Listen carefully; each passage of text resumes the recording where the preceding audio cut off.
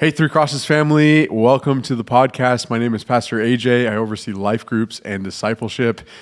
And happy Easter. We have an amazing episode talking about the Easter story through the perspective of Peter. We're going to be looking at John chapter 21 today if you want to follow along. It's going to be a great Easter conversation. But before we get into that, we've got a lot of stuff going on in the next couple of weeks.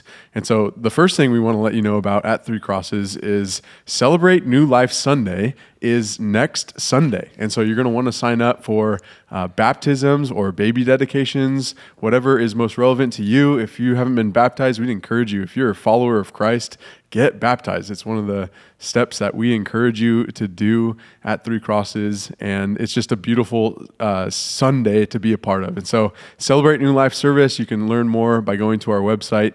You can also learn about some of the communities that are starting back up again. So Life Groups is going through another session of signups. So if you're not connected, we'd love for you to connect in a life group. We also have our men's huddle and women's collective that happens on the second Tuesday of the month. And so you can learn more about all those things at threecrosses.church/groups and learn more about those offerings. Well, we have an awesome conversation in store, walking through the Easter story. We're so excited that you're joining us. And so with that, let's go deeper.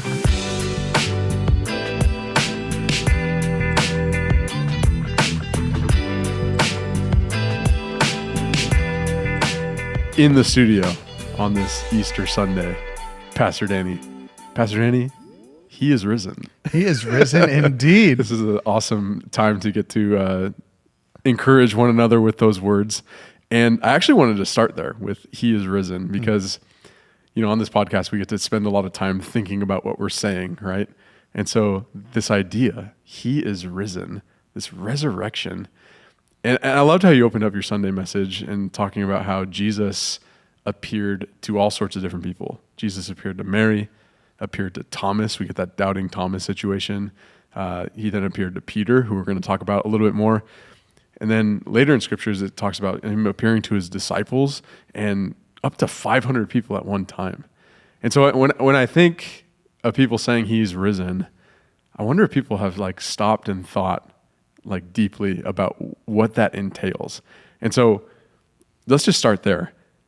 We're talking about a real event. Help us understand the significance and the weight of this real event and how these appearances really solidify that in our minds. Yeah, we talked about that last week on the podcast with Palm Sunday. Just the focus of Jesus was to be enthroned as king. And so that's why Palm Sunday, we have this triumphal entry into Jerusalem. And yet, before ascending to his throne as king, Jesus needed to conquer the enemy, vanquish the enemy. And so we find out on this holy weekend of Good Friday to Easter Sunday that the enemy that Jesus was coming to fight were the enemies of sin, death, and Satan. And so on the cross, Jesus dies for the sin of the world. In the grave, he conquers death as he rises on Easter Sunday. He conquers the spiritual victory against Satan on the cross and in the empty grave. And so then coming out of the tomb on Easter Sunday, it's like a king returning from battle. I always picture, it's almost like the David and Goliath story where he has like the head of Goliath in his hand. It's like he's coming out of the tomb with the head of Satan in his hand and the head of death itself in his hand. And so Jesus is emerging from the tomb victorious, like coming back to say, I've won the battle and now I can ascend at the throne. And so it's interesting. The 500 people that Jesus appeared to post-resurrection is not an insignificant number. That's a lot of people. Yeah, it's not like it's just he appears to Peter and Peter's like, trust me, I saw him, and everybody else is like, you're crazy. It's like he appeared to like everybody we know he appeared to. And so it's not an insignificant amount of people, but at the same time, it's not everybody. You know, it's interesting. You would almost think that after raising from the dead, Jesus would go and like visit every city in all of Israel and go and tell everyone like, I'm alive, I'm alive, I'm alive, tens of thousands, hundreds of thousands, millions of people, and then sit down on his throne. But we see that Jesus' visitation to earth after his resurrection is only 40 days long. because where he's ultimately headed is after visiting these 500 people and appearing to them, he's going to ascend into the heavenly places and sit down at the right hand of the throne of God and begin to rule and reign for eternity from that place. And so he is now currently enthroned alive in the heavenly places. And so that 500 person visitation was really like this victory lap that Jesus did in the 40 days before he ascended to his throne in heaven. Yeah, it's an interesting thought, and don't think I've ever quite thought about it. If, like, why didn't Jesus just show up to, I mean, even the crowds on Palm Sunday, right? I think estimates show like 1 million or so people. It's like, why so small? Like, why such a small group of people to appear to? What do you think if somebody has that question? I mean, what strikes me is that 500 is not small. It's a lot. Sure. But yes, compared to 1 million, it's very small. And so it just feels like, well, on one hand, he's appearing to all of those who are going to be part of his core, the disciples. He meets with them several times. He has the communion meal with them. And yet beyond that, right, this is the crazy thing. It's not just 12, but 500. There's all these other people that he appears to. And so, yeah, it feels like, it's interesting. You could imagine Jesus conquers death. He could come back in any way. He could come back on a white horse with a sword and take down everybody. He could come back any way that he chooses. And yet we see that when Jesus comes back in the future, he's going to come back as a military victor to come and end the world. But in this resurrection appearance, he really, it seems like, is making a brief stop on planet Earth to go and let people know that he is in fact alive before ascending in full view of them all into the heavens. Yeah, and I think it's super significant, even to start out with, of just reminding us that this is like a historical event that's been attested. We have eyewitness testimonies. We have people whose lives were transformed. They went to the grave proclaiming that they saw Jesus risen from the grave. They like Thomas, like touched his wounds. They put their finger in his hands. And yeah, sometimes I think like in our modern culture, we tend to like allegorize a lot of the story, but like this is a historical event that took place. Like somebody defeated death. And it's, I mean, like you said, it's one of those events that doesn't make sense unless he did. Right. So like if this didn't really happen, but did all these disciples just decide after scattering and Jesus was killed for what he believed, like, let's make up a story that he resurrected and see if it sticks, right. And then somehow it did, and it spread like wildfire. Like the things that made the story spread were the miraculous things. The resurrection itself is the reason that these men and women had their eyes open to the reality of the resurrected Jesus. The Pentecost event where the tongues of fire come from heaven and all these people are preaching the gospel in their own languages. That's a supernatural event that caused the gospel to spread like wildfire throughout the ancient Near East, I guess, like wildflowers too. And then even with the Apostle Paul, Jesus now is ascended into heaven, and he appears to Paul from the heavens, blinds him, cuts him down on the road to Damascus, and draws him to himself, restores him in a miraculous way that causes one of the chief persecutors of the new church to become the greatest evangelist in that church. And so all these people are making these 180s at great cost to themselves. They're almost all killed for what they're saying, but they, like you said, they hold this truth to the grave because they're saying, like John says in 1 John, like, I'm just telling you what we saw and touched with our own hands concerning the word of life. He appeared and we saw him. We were with the risen Jesus, and it changed everything. Yeah, it's really fascinating. As even with the Palm Sunday message, stepping into the shoes of the people that were there and witnessing the event, and now stepping into the shoes on the other side. And so that's where I want to start us off, because we're gonna use John 21 as sort of our launch text here. And it says, it picks up the story in his resurrection appearance to the disciples. And it begins by saying this: afterward, Jesus appeared again to his disciples by the Sea of Galilee. And so we'll stop there. Help us fill in the story up to this point, especially through the lens of Peter, because I know in the message we highlighted Peter's story and Peter's interaction, which we'll get to in John 21.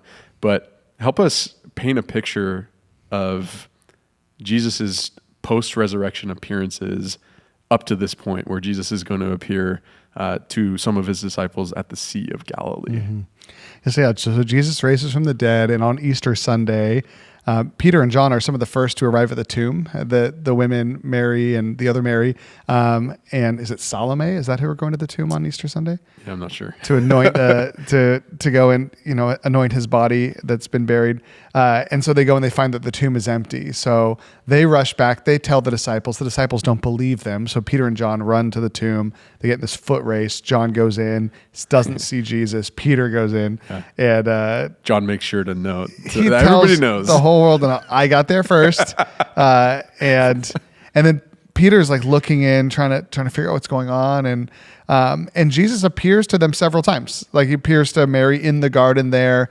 Jesus appears to the disciples in a locked room at one point. He appears on the road to Emmaus and then shows up with the disciples and has communion with them. So there's several appearances, but even on that Easter Sunday, when Jesus is telling the women about his resurrection, there's that line of, "Go to Galilee and there you will see me," and tell Peter. And so even though Jesus is doing all these visitations in Jerusalem and that surrounding area there, he's got this plan that he wants to go have a conversation in Galilee, of all places, which is, it's amazing. It's beautiful and it's cinematically amazing for the story.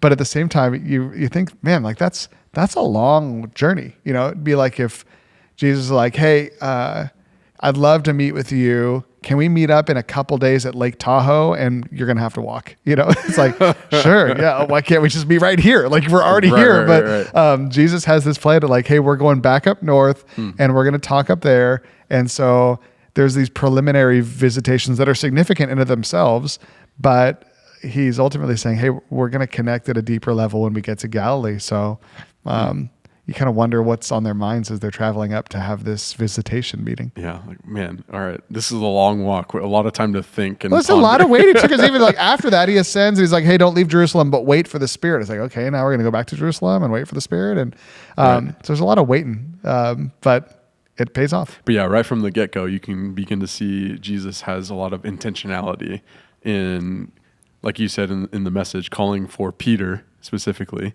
and then I want to bring you to a specific place. And so we pick up in the text in John 21 verse 1, the second half of that. It says, "It happened this way. Simon Peter, Thomas, also known as Didymus, or Doubting Thomas to us," which I found out that Thomas and Didymus both mean twin in different languages, so that's pretty cool. Nathanael from Cana in Galilee, which was an important place in John, wedding in Cana. John chapter 2. There we go. Sons of Zebedee, left unnamed, but they're from Galilee as well, right? I think so. Yeah, because in Matthew 4, they were walking past Jesus was walking past them while they're on the shore. Yeah. So in Matthew 4, they're kind of within the same Peter calling into ministry, which I guess we'll get to in a second too. And two other disciples were together, so unnamed. But I know like those guys are like, "Hey, come on, take a couple more like pen strokes and let the whole world know I was there." But okay, yeah. So it wasn't Judas Iscariot. This band of 7 disciples were together, and it says Peter told them, "I'm going out to fish," and they said, "We'll go with you." So they went out and got into the boat, but that night they caught nothing. And so it's kind of this interesting story here that you've set up for us, or that the scriptures have set up, in that, hey, we're going to take this long trip. We've had some resurrection appearances already. Not sure what Jesus is up to by sending us to Galilee, but hey, we'll go. They get there, and then they decide to go fishing. And it says that Peter is the one who initiates this. And so I know in previous conversations that we've had about this text, a lot has been made about what were Peter's motivation. Like what was Peter's motivation to go out to fish? Because it's a very interesting reaction of showing up to a place that you've always known and loved and then just doing what you know. Mm-hmm. So talk to us a little bit more about that exploration, especially in this message of course, we're never going to know what was on Peter's mind, but Peter, we're in this room. Let's invite Peter into the room. Yeah, I'd love to know. I think it's interesting because it's, on one hand, it's just easy to say, well, he was a fisherman. Like that's what he did. He was up in Galilee. Yeah.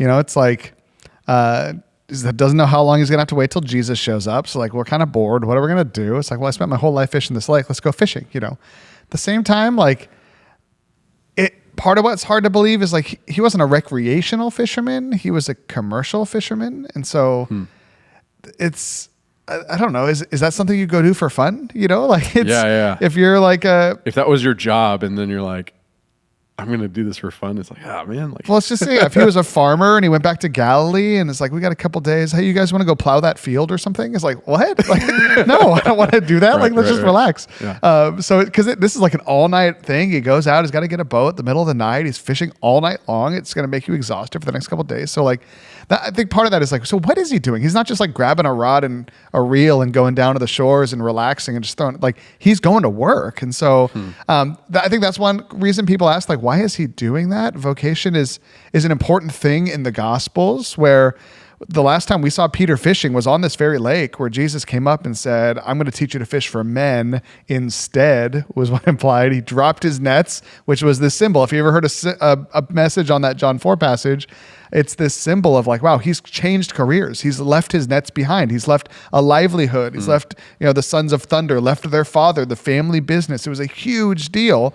And now he's going back to it. And so that's what leads these commentaries to ask, like, what is he doing? Is he giving up on ministries? Kind of like, well, I guess I'm going to go fishing. Is he just bored? We don't know. But I think what we see symbolically significant in the text is that John is painting a picture that what happened when Peter and James and John were all called into ministry earlier in the Gospels is being reenacted in front of our eyes, like a night of fishing on the Sea of Galilee that results in a 0 catch night, total strikeout, and then Jesus tells them where to catch, right? And the story picks up from there. So we don't know why he's there, but we see that the reason God has him there is he's going to reenact a story that we've seen before, and I'm sure they recognize from before as well. And so we'll pick up into that story because, there's a lot of different possibilities, but I love what you're saying. Like, already you can sort of feel,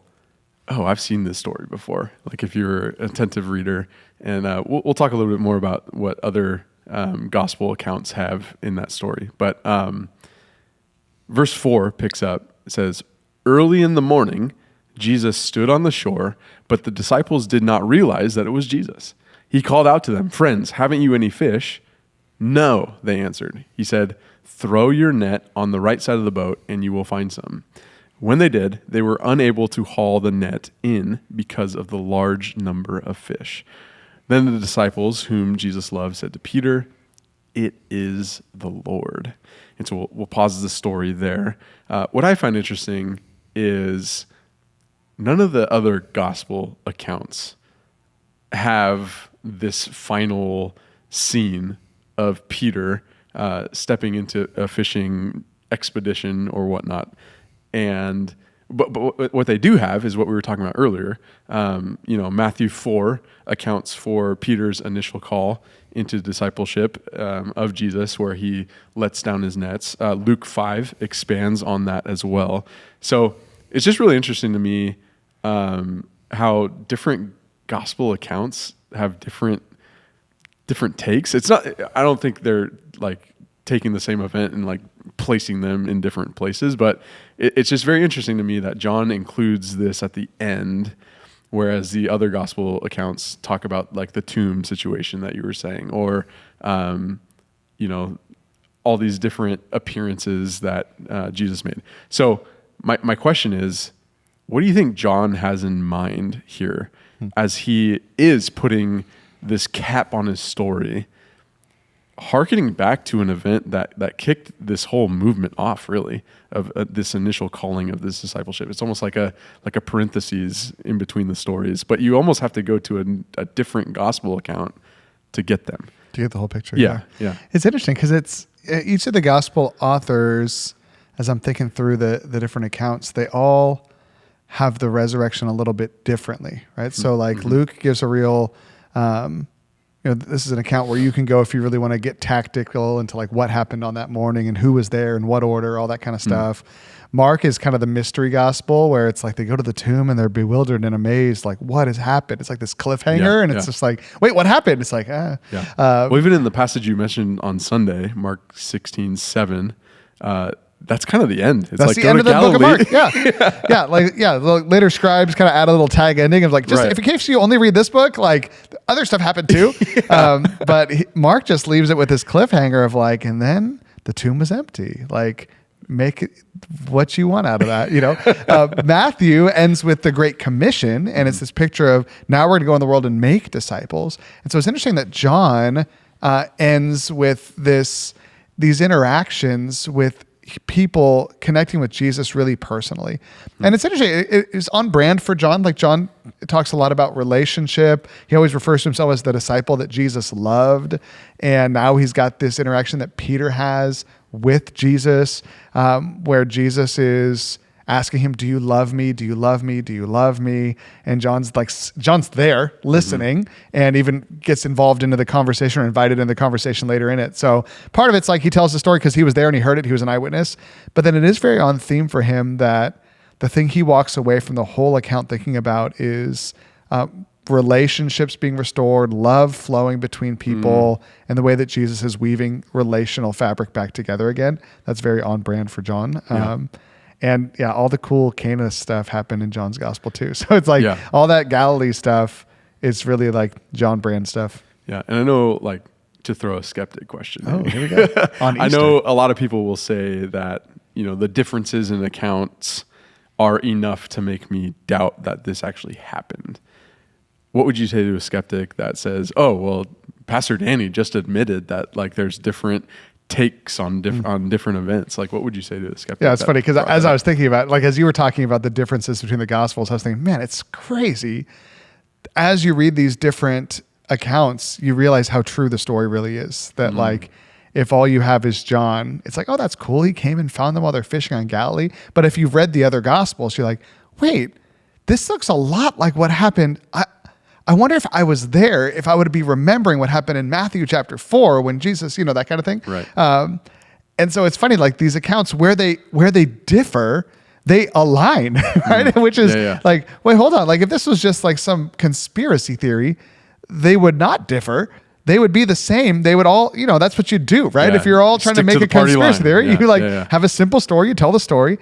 And so the details that are coming out indifferently in these different Gospels are details that are coming out because John's like, listen, y'all weren't there when we were in Galilee. I was there. I got to listen to Jesus talk to Peter. I got to tell you what he said. Like he was there. So he's going to tell all about it. So it's like, if it was all a made up story, they would sit in a room, they'd make up the story. They'd all go and write their version of the story. But they're different because these guys were literally there experiencing it and writing down what they saw and heard with their own ears and eyes. And so, for me, the differences in these accounts, it's not like there's discrepancies where like Mark's gospel was like, so Jesus didn't raise from the dead, but the body was stolen. And then John's like, actually, he did raise from the dead. They're not disagreeing. Right. It's almost like the same world event that literally happened, and 4 different people saw it with their own eyes and wrote about what they specifically saw.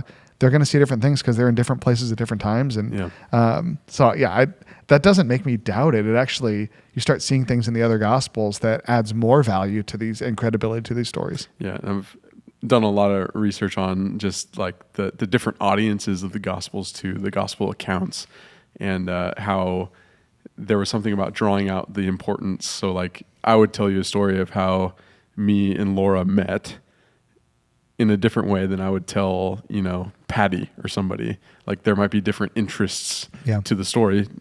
Doesn't mean that they're not true. They're just part of the same story, just different details based on who I'm writing to. And so like there seemed to be that value in writing the gospel accounts.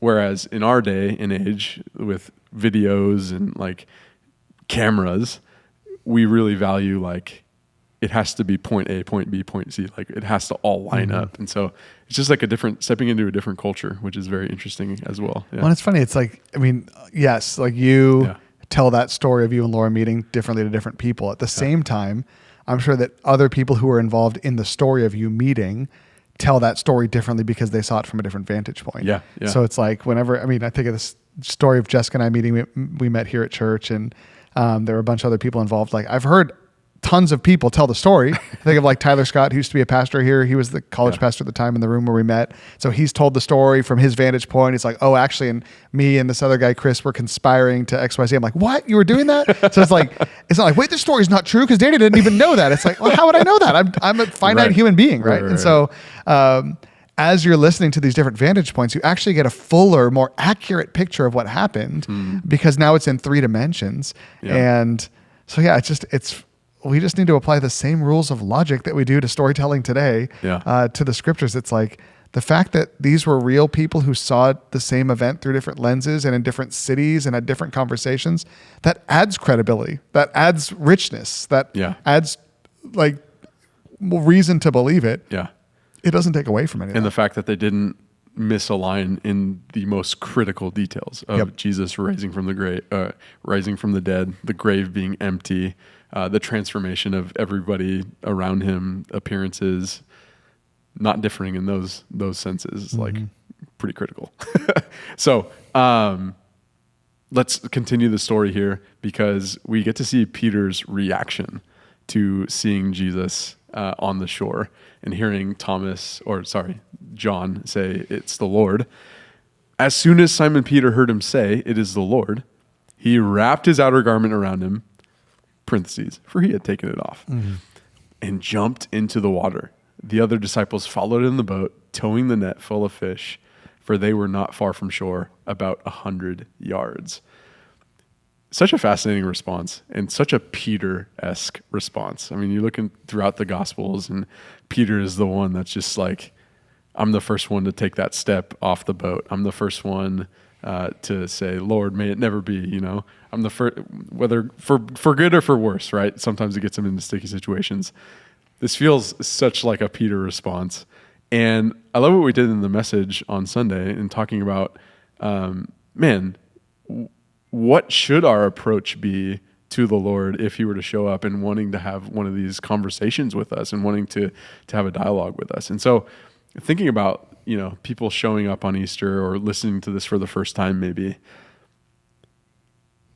what would you encourage them if they feel that they're starting to recognize that the Lord is trying to grab a hold of them? Like, how can we learn from Peter's responses, for better or for worse? Mm-hmm. I mean, I think what struck me about Peter's response is that I imagine Peter was experiencing a lot of shame. Like I mentioned this in the sermon, but the last time he sees Jesus, he's betraying him. I mean, the last time he sees him before the resurrection, he's betraying him. They haven't talked about it yet. And Jesus knows that he betrayed him. They had made eye contact while he was betraying Jesus. And so he knows that Jesus knows what he did. The same time, like in Matthew chapter 10, Jesus has told the disciples, if anyone denies me before humans, I will deny you before my heavenly Father. So he's given a teaching to Peter that, like, if you ever deny me, you're out.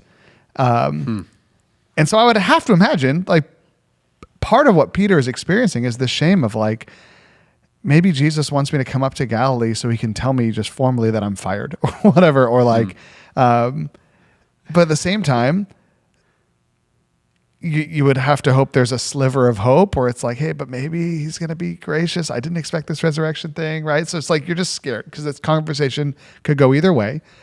But I love when we see Peter's response to hearing Jesus' voice is no matter what level of shame he's experiencing, he's overwhelmed with joy and love enough to catapult him out of a boat to swim 100 yards to shore.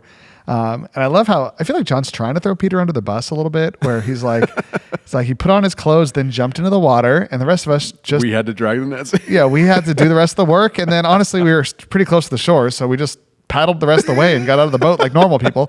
But it's like 100 yards is actually kind of far. Like that's like to swim. And I think too, you get to see the personality of Peter too, where it's like, I think of, I go to the airport to pick somebody up. I'm in baggage claim, waiting for them to come out. It's like, there are going to be some people who the moment they see their loved one, they start screaming and they run towards them and they give them a hug. That is not my personality. Like I wait silently until they draw near to me. And then I say, hey, it's good to see you. You know, like I'm a lot more of a calm person. And Peter was not a calm person. So we get to see the personality of Peter. But I think the thing that we see more than anything else is just his love for Jesus overwhelmed whatever level of shame that he felt, which I think is just a beautiful thing. And, you know, a testament to when Jesus says, do you love me? And he answers in the affirmative, even though he feels the shame, you can sense that through the words. He really can answer it in the affirmative. Like he does still love Jesus. He just obviously feels like he messed up royally. Going back to one of the earlier questions, when you said maybe he was thinking I'm going to get fired, it made me think like maybe that's what Peter was doing, of like, I better brush up on my fishing skills again, just in case, because I might lose my job here or my role. I mean, honestly, and the one interpretation I haven't heard, but it's possible, is like Jesus is going to show up. It's like, if it's me, if I'm Peter and I've denied Jesus 3 times and then he comes back to Galilee and I'm just going to show up like acting like I'm about to join the disciples again, like I'm going to show up like fishing so that Jesus is like, could tell like, I get it. I have no business being a disciple anymore. I've gone back to my old trade, you know, like almost like a, you know, you hand in your resignation as a symbol, you know, kind of thing. Yeah. Because I do have to believe that Peter, one of the most likely outcomes Peter's imagining is going to happen is that he's no longer qualified to be one of the apostles. Like he's denied Jesus when it mattered most after saying explicitly he would not. So yeah, part of it's like maybe he's just trying to show like the humility of, I'm not presuming I could be one of your apostles. I've already got my fishing boat back. No pressure. Like I get it. I blew it big time. You don't have to take me back. You know, that kind of thing. Yeah. And how does that, I mean, I think that's a really powerful sentiment, right? The idea of shame or feeling like I have to do something to earn favor again, or to like say, I get it. Like I'm out. You know, as you're pastorally thinking about this Easter message where, like, you know, maybe people are listening for the first time here or showed up to church for the first time, like, what was your pastoral burden with those kind of sentiments? Like, how did you want to communicate with our church through the lens of these feelings? Yeah, I think there's just a lot of people out there who have a desire to be in a relationship with God, and maybe even had a season in their life where they felt like they were walking in healthy relationship with God, and then something happened, right? Whether they messed up or something happened to them that they feel like I'm just unclean now, or, you know, all these different things that, as I talk to people, it's like, oh yeah, like I was doing good, but then I fell off the wagon. I got hooked on drugs, or, then I got divorced, or then my spouse left me. And, you know, now I just feel like I'm not worthy. It like, they find themselves outside of the church, and it's almost like they're outside of the church because it's like, well, I'm not going to show back up again because like, I don't want God to think that I think I'm good. Like I realize I blew it. Like I have no place to be in there. Like this is where they make those comments. Like if I came, lightning would strike the building, you know? And then on Easter you show up, and I just feel like this is, if anyone can feel like that, it's Peter. And if Jesus would go out of his way to go connect with Peter and restore him back into right relationship with God, surely he would do that for any of us who either fell victim to something or became perpetrators of something that made us disconnected with a vibrant relationship with God. I think every once in a while I meet somebody who like is messed up royally, and so they're just going to come to church all the time and try to prove God they're serious. And like that's one response people have. But I do think it's probably more common that we feel disqualified, and so we kind of keep our distance from God because we don't feel like we have any business coming back to him, and he wouldn't want us anyway. And so I think my burden was mostly for those people to just say, well, hey, that doesn't seem to be how God cares to treat people who've abandoned him. Seems like he's really passionate about restoring them back into right relationship with him again. So we talked a little bit about Peter's response, and we also mentioned Jesus's intentionality of leading Peter toward Galilee. It seems like he's setting something up, and so then in the story we get to figure out what exactly that is. And so it says, when they landed, the disciples saw a fire of burning coals there with fish on it and some bread. Jesus said to them, bring some of the fish you have just caught. So Simon Peter climbed back into the boat and dragged the net ashore. It was full of large fish, 153. But even with so many, the net was not torn. Jesus said to them, "Come and have breakfast." None of the disciples dared ask him, "Who are you?" They knew it was the Lord. Jesus came, took the bread, and gave it to them, and did the same with the fish. A lot of interesting stuff going on here. You called out in your message the very specific language of the burning coals, the fire of burning coals. Last time we saw fire of burning coals, it was at the moment of betrayal from Peter, denying Jesus 3 times.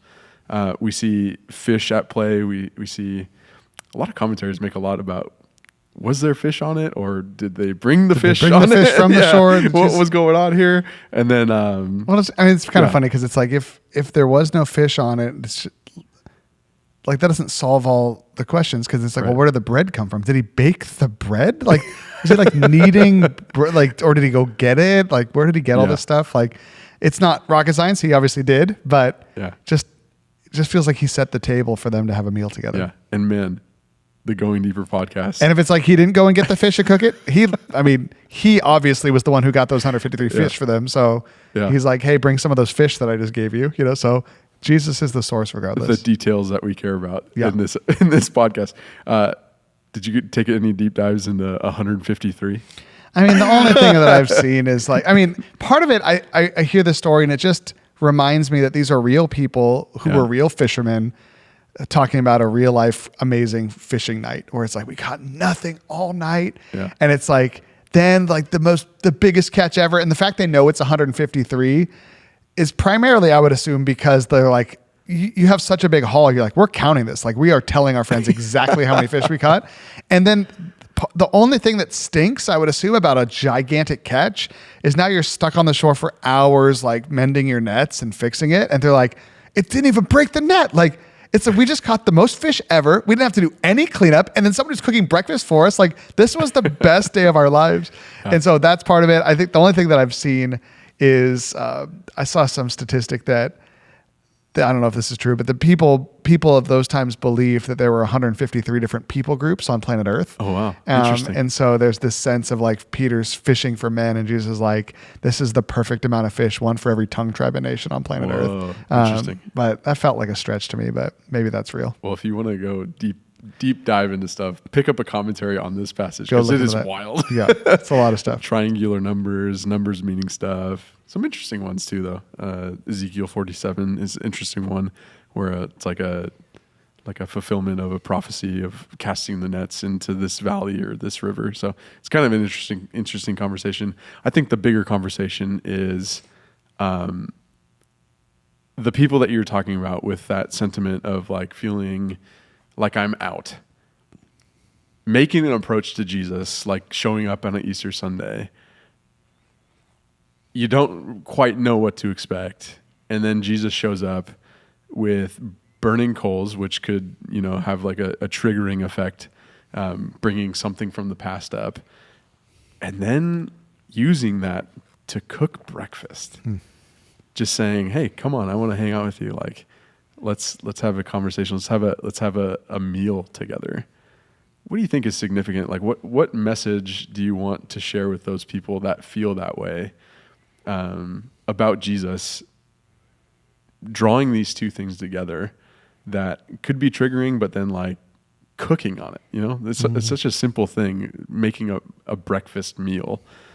What is significant about that? Like, what would you like to tell the people that are suffering in that sense? Yeah, I think what I sense in that is this is a symbolic gesture that simultaneously communicates like, this is about to be a difficult conversation with a tone of, but it's going to be okay. So like, they say that the most powerful sense in terms of recollection and memory is the sense of smell. Mm-hmm. So I imagine Peter comes up off the shore, and like the first thing that he sees Jesus, he hears his voice, and then he smells the charcoal fire. And that has to bring him back to the last time he was standing within eyeshot of Jesus around a charcoal fire and the things that he was saying by that charcoal fire. And yet it's like this symbol that probably to Peter was the most like terrifying and significant in that moment, it's like this short circuit moment because Jesus is cooking him breakfast on that fire. So it's like, on one hand, Jesus is inviting him in, come and eat with me. This is a gesture of hospitality in those days, especially. Dining with someone was a symbol of deep community. You're not going to dine with someone that you want no part of. And so an invitation to breakfast was definitely hey, come sit down. We're friends. But it's like, we're friends, and it's like the way Judas should have felt, right? Like, I've betrayed you so deeply, you shouldn't want to be eating with me. And so he's probably feeling the same type of shame that Judas hopefully was feeling at the Last Supper, where Jesus says, one of you is going to betray me. The one I dipped the bread into the cup with is going to betray me. And it's Judas. So now Peter's having this own moment where it's like Jesus inviting him to breakfast. And it's almost like on one hand, the guilt would take over. Like, oh man, if Jesus only knew what I've done. But he knows Jesus knew what he'd done. So it's like, okay, this is just, it has to be an awkward moment, I would assume, for Peter especially. And I don't know what the other disciples knew. Like, no one was with Peter by the charcoal fire. Maybe John was close to him. Maybe he saw what happened. They all heard Jesus say, you are going to deny me 3 times. Mm-hmm. I would assume Peter shared, like, guys, I blew it, because they've had conversations since. But who knows? He could have been keeping the secret. We don't know. But now he's sitting around this fire, and Jesus is serving him. And it's like, man, the heat of that fire is probably just not the only thing causing him to sweat, And so that's why I thought of that. I mentioned in the sermon, the proverb that shows up again, I think in the book of Romans, it talks about love your enemies, like feed them, give them water to drink. And in doing so, you heap burning coals on their heads. And it's this idea that when you serve your enemies and you love them and you give away to them, even though they've totally destroyed your reputation, whatever your enemies have done, they're just feeling the weight of that guilt. So I'm assuming that as Jesus is loving Peter, who's acted like an enemy, he's feeling the heat of those coals on his own head, just like, man, I am undone. Like I am, I mean, like Isaiah said, I'm a man of unclean lips and my eyes have seen the Lord, Mm-hmm. So yeah, I feel like it would be a very awkward breakfast if I'm Peter. And just thinking, like, is he going to bring this up? Like, are we going to pretend like nothing happened? Is he? Maybe he'll never mention it again. You know what? Just really human emotions. Yeah, I can imagine there might be people listening to this on the Easter episode, or people walking with people that maybe visited church for the first time that might have some of these same emotions going on of like, well, if I approach Jesus, then I might have to bring up this or address this, and that can be a real deterrent in a lot of cases. It can really draw people away from even approaching that island and, shore, whatever's going on. What would you say to encourage somebody that's in that moment that feels like they see Jesus or are experiencing an interaction with God, maybe for the first time, but know they have something in their past that God is fully aware of? How does this Peter scene help people in that situation? Yeah, I think part of it is just realizing like you're not alone. Even Jesus' closest disciples have felt like this. And if there's hope for them, there's hope for you. I think part of it is just we get to see in real time, how would Jesus respond if someone who had completely betrayed him at the deepest level shows up in his presence again. And we see that what Jesus does is he restores him and even like elevates his calling in some way. And I think, it's always scary. You do something dumb, it's like you got to go confess it to your spouse or confess it to your boss or whoever you sin against. It's like, that's always terrifying. And you're thinking like, I really hope they forgive me. I hope they're not done with me. It's like human to feel like, well, they're probably going to cast me aside.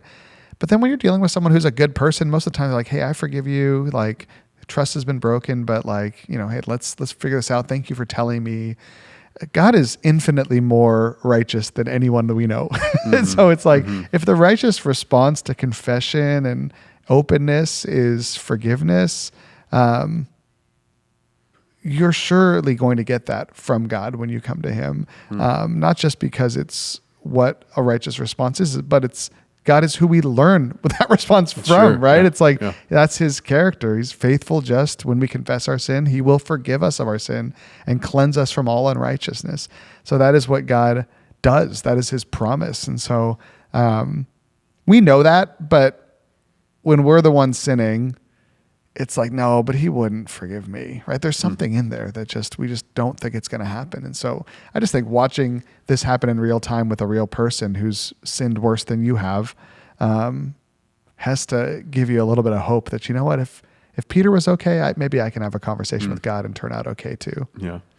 And to add insult to injury in this situation, verse 14, this was now the third time Jesus appeared to his disciples after he was raised from the dead. So here comes that three number. Seems like he's got three in the mind. And lo and behold, we get to verses 15 through 17, which I'll just read all the way through here.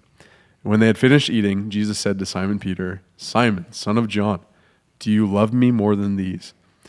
"Yes, Lord," he said. "You know that I love you." Jesus said, "Feed my lambs." Again, Jesus said, "Simon, son of John, do you love me?"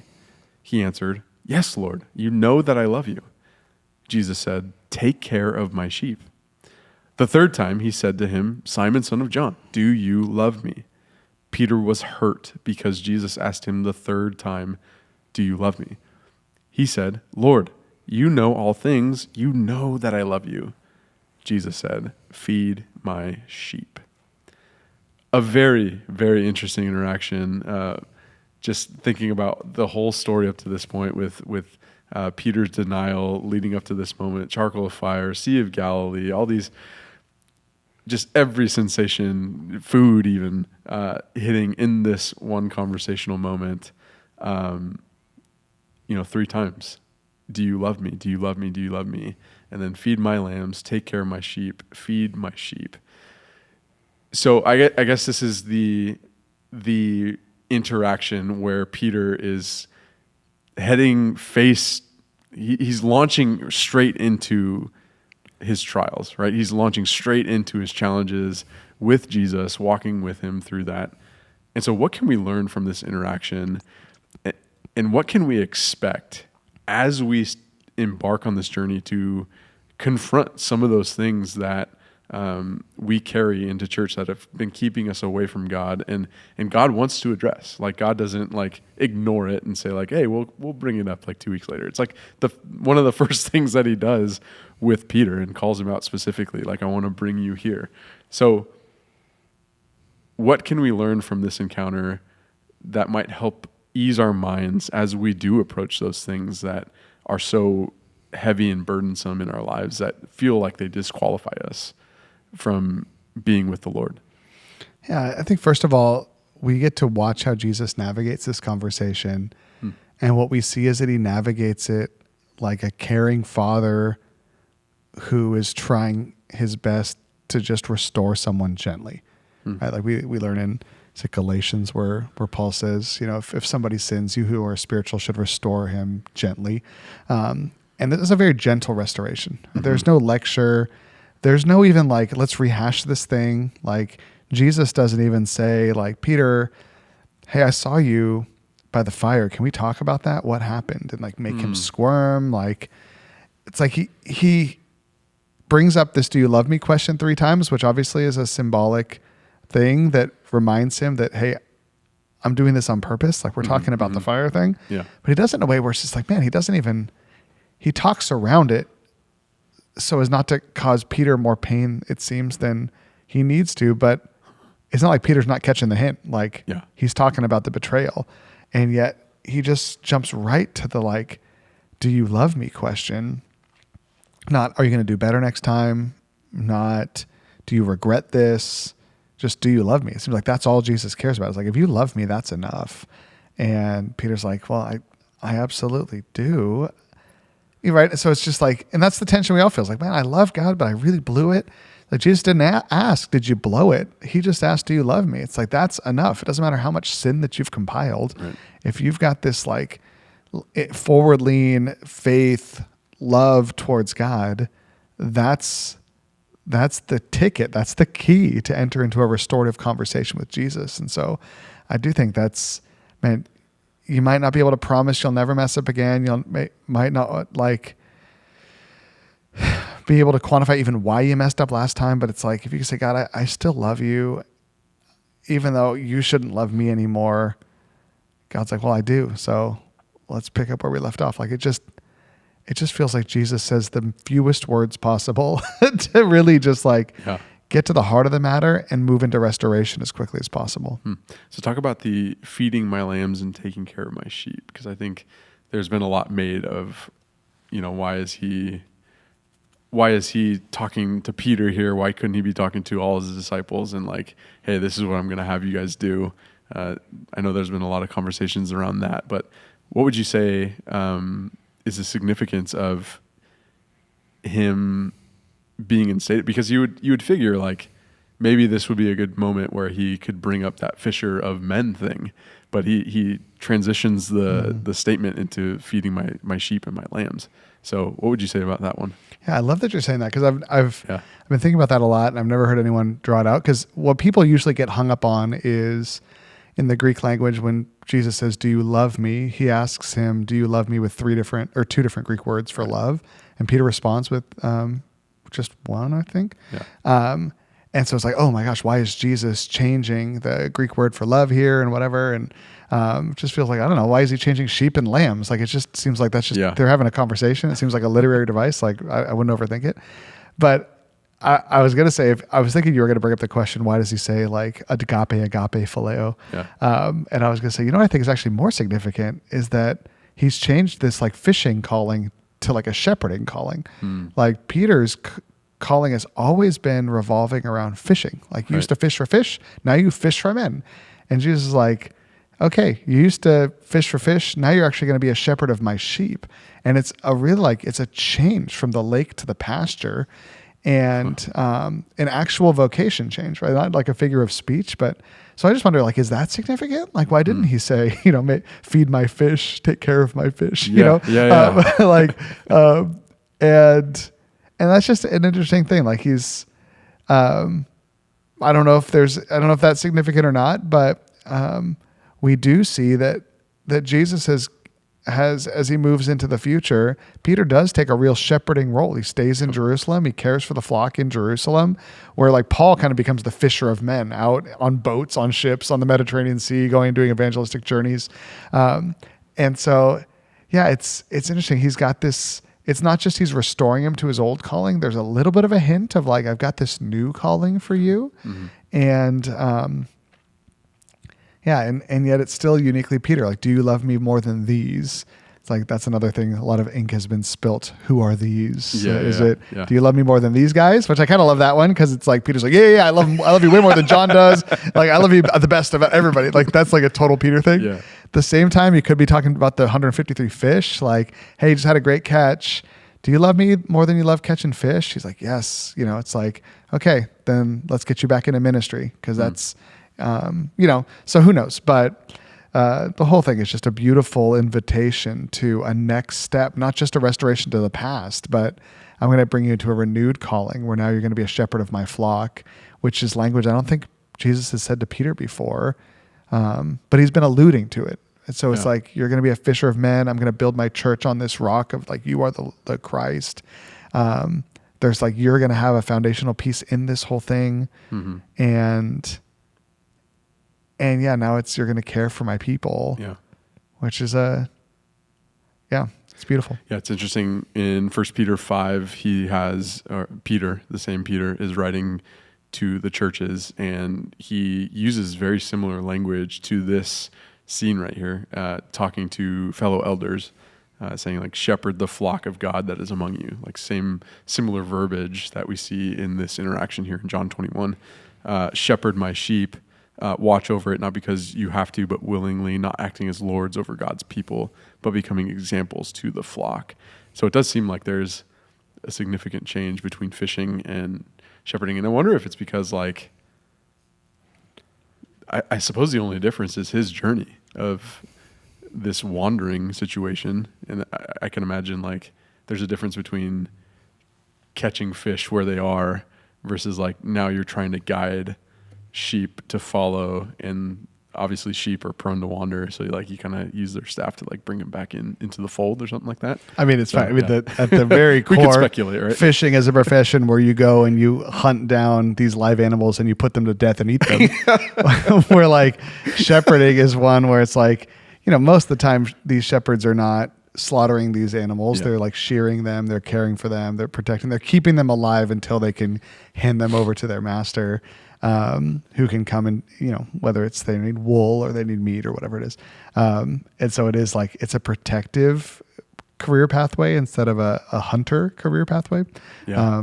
Again, don't know if it's significant or just a different imagery for two different sides of the same coin. But yeah, it's interesting that Peter takes that to heart. That's the only passage in the New Testament that puts the three words of elder, overseer, and shepherd in the same sentence is 1 Peter 5, where he really understands that like church leadership is at its core being a shepherd as you look over the flock and you serve even as an elder within your church community. It's like like he really understands that more than anyone else, it seems. So let's wrap up this episode trying to get some tangible like practicality underneath this, because I know people listening might be like, well, I'm not a pastor, so like I don't know how this conversation applies. It's just interesting that he becomes such an integral part of the future of the church, and becomes one of those shepherd type people in the church. I suppose the only thing, if this is a reenactment of the Sea of Galilee moment in Matthew 4, Peter's initial calling, that famously ended with a call to follow me. Mm-hmm. That doesn't appear until we get this weird comment from Jesus, where it says, "Very truly I tell you," and this is Jesus talking to Peter, "when you were younger, you dressed yourself and went where you wanted. But when you are old, you will stretch out your hands, and someone else will dress you and lead you where you do not want to go." Very interesting quote. Jesus said this to indicate the kind of death by which Peter would glorify God. Then, and only then, he said to him, "Follow me." So we get this sneaky little comment in here, and I wanted to end it here because it's just a very jarring comment of like, I'm going to give you this almost parable-like saying of, when you were younger, you could do whatever you want. When you're older, you're going to have people guide you, even to places where you don't want to go. And it explicitly says, like, it's going to indicate the kind of death you're going to die.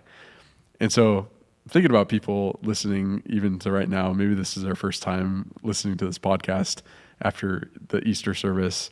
It's just very interesting to me that Jesus makes this comment about Peter's death before he says, "Follow me."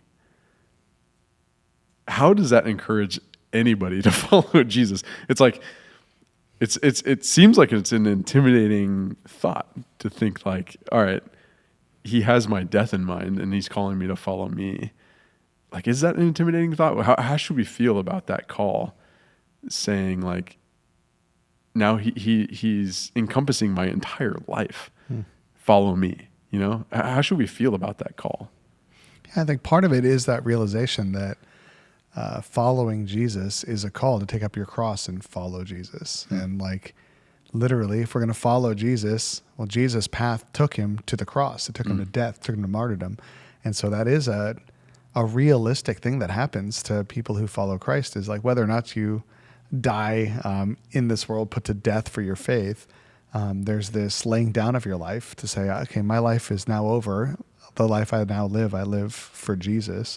But yeah, it's interesting because I think back to when Jesus and Peter were arguing about the betrayal, and Peter just starts making all these bold claims, right? What, like, even if everyone else falls away, I will never fall away. Like, I will follow you to death in the grave. Like, these types of big claims.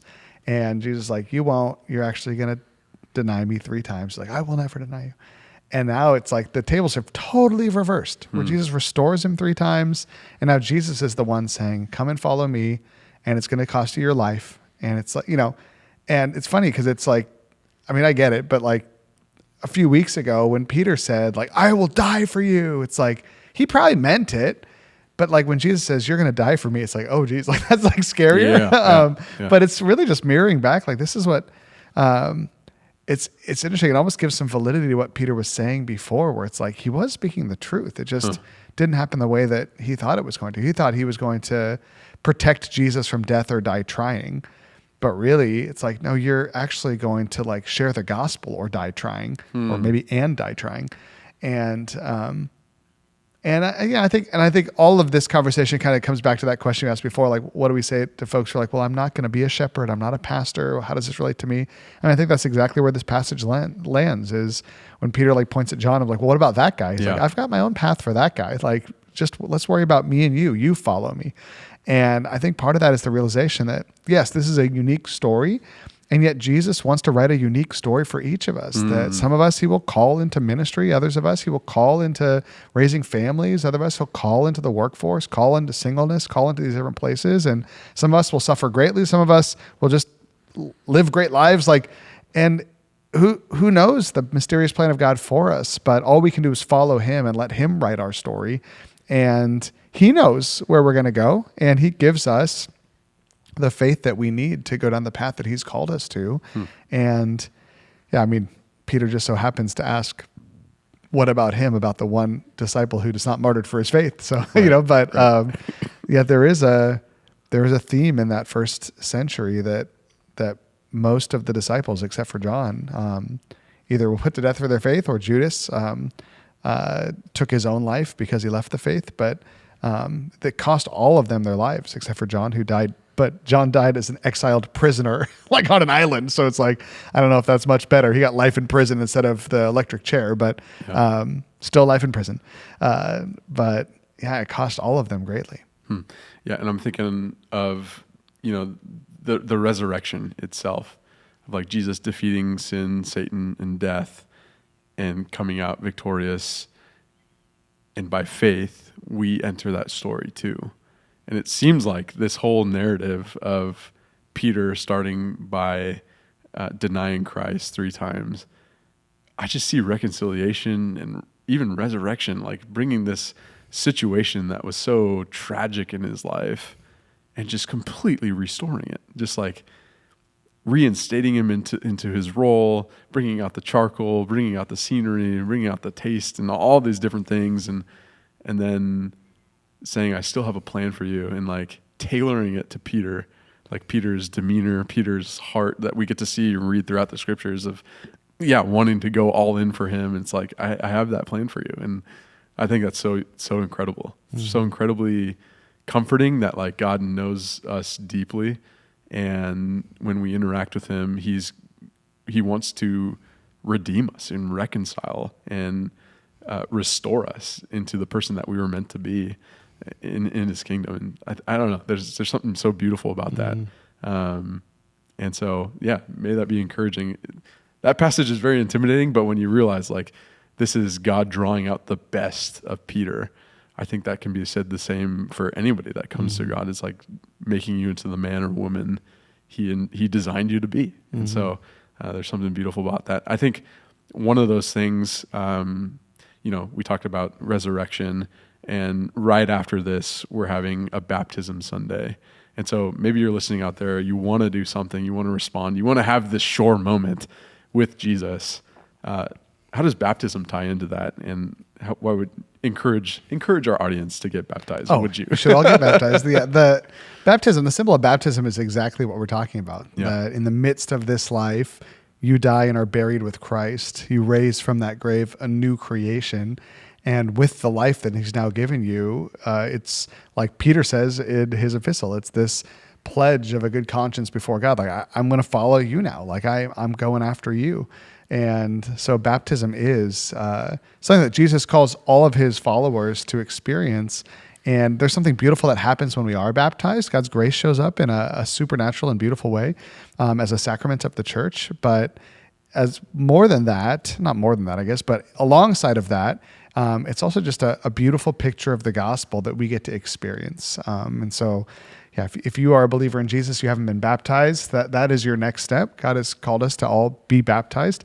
And doesn't matter if you've been a Christian for 60 years or 6 months, that is your next step, is to follow Jesus into the waters of baptism. Jesus himself got baptized, and now our baptism shows our affiliation with him. It marks us out as his followers in the world. And just a beautiful way to experience the grace of God and demonstrate to the community that you've been transformed by Christ because of what he did, not because of your works, not because you have your life together. So the biggest thing I talk to people about is like, oh, I want to get baptized. I'm just still working on cleaning my life up. It's like, no. Baptism is a symbol that as you work to clean your life up, Christ has already paid the penalty of your sin. He's washed that all away. It's a demonstration that even in the midst of our mess, Christ has saved me. And so be baptized even if you haven't cleaned your life up yet. That's the point. So sign up to be baptized next Sunday. Well, Pastor Danny, this Holy Week and Easter Sunday has been incredible. Just great messages and learning from the entire story of Palm Sunday all the way till now. Next week, we're heading back into James. Back into James, the home stretch. We're finishing James chapter 4 all the way into chapter 5. We've got some great conversations in store. So, Pastor Danny, thanks for walking us through Easter. Yeah, see you next week.